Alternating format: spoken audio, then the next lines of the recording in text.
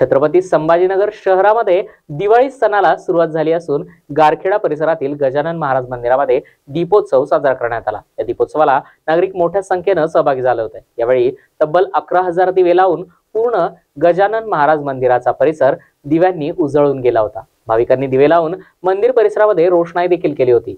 गेल्या 8 वर्षांपासून हा उपक्रम सुरू असल्याचं यावेळी आयोजकांनी सांगितलं।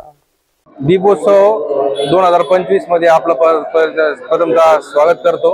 ट्रेक डायरीज टीम ही गेल्या 8 वर्षापासून हा उपक्रम करत आहे आणि संभाजीनगर मधला हा सर्वात मोठा उपक्रम आहे दीपोत्सवचा।